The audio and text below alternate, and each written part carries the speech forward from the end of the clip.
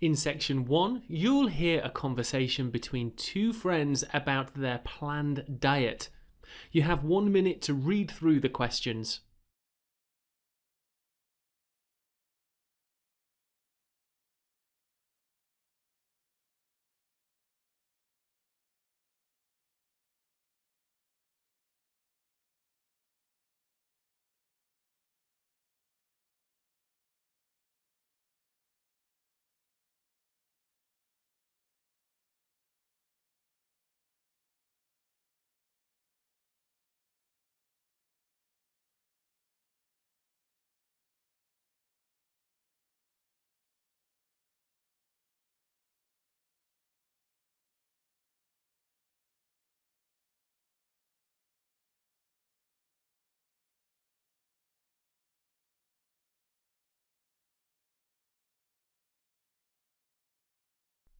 Section 1 will begin now. Okay, Mary, I know I'm putting on weight with all my bad eating habits. It's really time to change things up a bit. That's right. Chocolate bars, pizza, and all washed down with gallons of soft drink. And with all the sugar in soft drink, I think we can say you're definitely overindulging, don't you think? I know. I intend to definitely stop drinking that from now on.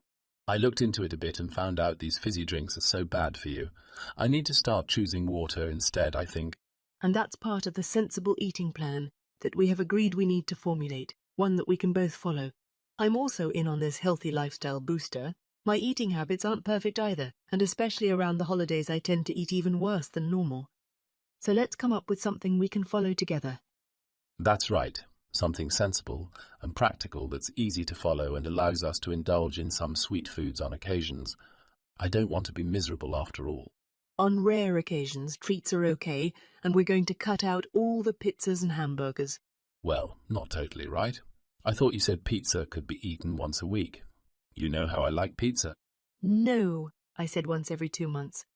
Once a week was for ice cream, not pizza. Yeah, that's because you like ice cream. I prefer pizza. Peter, if you want to lose weight, you need to be disciplined in both what you eat and what you do, which brings us to the issue of exercise. That's right. It will probably be a lot of cardio exercise stuff, right? So, jogging twice a week and hiking on Saturdays? No, hiking is Sundays, allowing Saturdays for the light walking exercise. I've investigated and discovered there are a lot of walking trails around this suburb, with many beautiful places if you just look around. So what's happening this Saturday?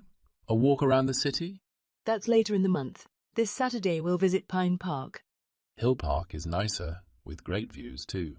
Yes, but we have to travel too far to reach Hill Park, so I ruled that out, and I love the smell of pines. And what about the weekday meals? Salads every night, I suppose? No, it's important to vary the meals so that the food remains interesting and fun. The only common factor is the fruit juice, but otherwise we'll have a variety of healthy fare, from salads to fish to lean meat. I'd rather have met every night, but you're the boss. If you want to lose weight, you'll have to accept this program, okay? Okay, I'll definitely give it my best go. Mary, you said we could have a little treat in our diet plan 3 times a week, specifically Tuesdays, Thursdays, and Sundays. Yes. A very small treat, but something to reward us for all the discipline shown. Such rewards will motivate us to continue the diet. So, on Tuesdays, what can I choose? You have a choice between a small serving of chocolate, ice cream, or biscuits. Pretty good options if you ask me. Oh, that's great. I'll go with the chocolate. I've been craving it for a while now. Just remember, a small serving. And don't forget about the exercise plan too. Yeah, I know. I'll be sure to stick to it. This time, I'm determined to lose weight and get healthy. Thanks for helping me, Mary.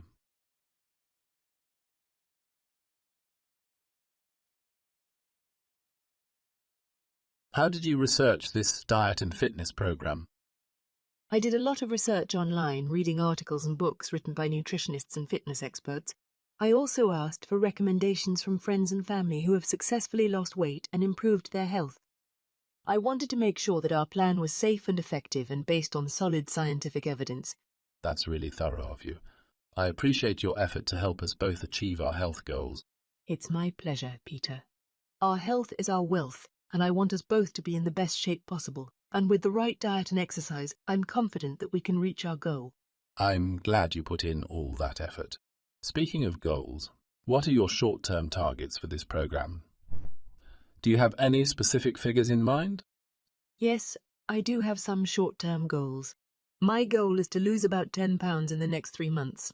And as for exercise, I want to increase my stamina and strength by 10% by the end of the 3 months. I'll try and have a trainer at the gym track it for me. Maybe you could join too. Great plan. I'll sign up in the next few days. Not at all, Peter. That's a great goal. With proper diet and exercise, it's definitely achievable. And we can use our body mass index as a way to track our progress. According to the World Health Organization, an overall BMI of 25 or higher is considered overweight, while a BMI of 30 or higher is considered obese. That's good to know. How often do you think we should check this? It's recommended to check your BMI every 2 to 3 months. That way we can see how much progress we've made and make any necessary adjustments to our diet and exercise routine. And if we find that our BMI isn't decreasing, we can consult with a dietitian or personal trainer to get professional advice. Hopefully we won't have to do that, though. That sounds like a good plan. I'm excited to start this journey and see the progress we can make. Let's make our health a priority. Absolutely, Peter. It's time to invest in ourselves and our health. You have 30 seconds to check your answers.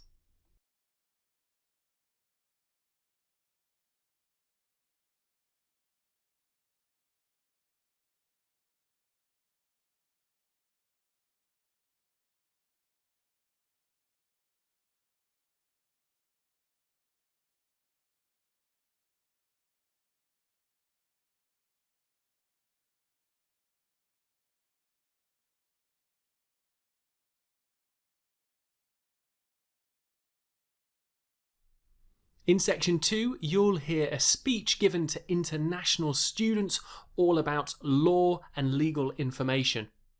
You have 1 minute to check the questions.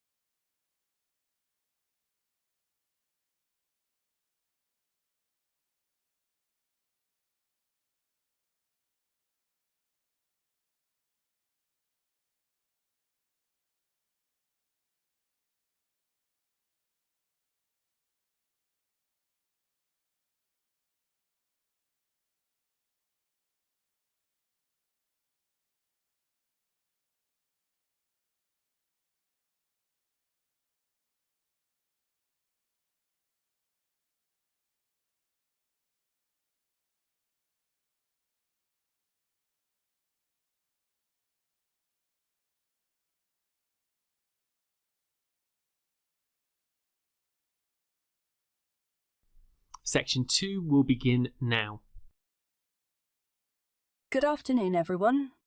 I am Sally Miller, and it is my pleasure to be here today to offer some guidance on legal matters for international students studying at this university. While it is always best to avoid legal issues, it's important to know what to do if you find yourself in a legal dispute. First, it is recommended that you reach out to the students' union or welfare officer for assistance. These individuals can provide support and direction to resources that can help you. If they are unable to assist you directly, they can advise you on where to find help. Another option is to contact the Citizens Advice Bureau in your area. You can find their information in the local telephone directory. They can provide you with valuable information, including the recommendation of a reputable solicitor, the availability of local law centres that offer free legal advice, and whether you are eligible for aid to help pay for court and legal fees. Lastly, it's important to be aware of the police's powers. The police have the right to stop and search anyone who they believe is acting suspiciously. It's important to understand your rights and to know how to respond if you are ever stopped and searched by the police. If you are taken into police custody, it is crucial to keep a level head and understand your rights. Here are a few important things to keep in mind. Be mindful of your behaviour and avoid any actions that can be perceived as aggressive or confrontational towards the police. According to studies, individuals who exhibit aggressive behaviour towards law enforcement are more likely to face additional charges and harsher penalties.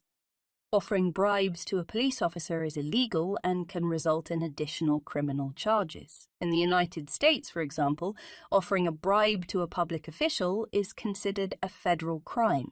This can lead to imprisonment for up to 15 years. If you are arrested by officers in plainclothes, it is within your rights to request to see their official identification. This can help ensure that you are being taken into custody by legitimate law enforcement. If asked, provide your true name and address to the officers. Lying to the police is considered a criminal offence and can lead to additional charges.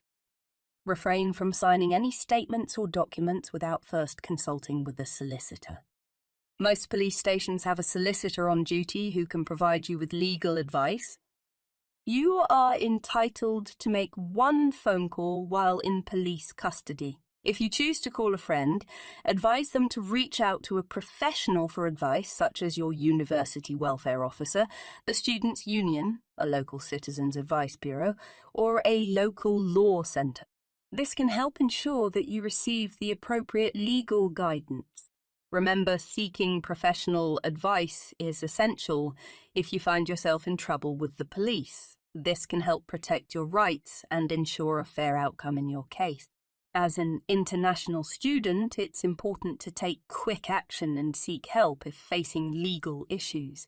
A criminal conviction can have serious consequences on your status and future prospects.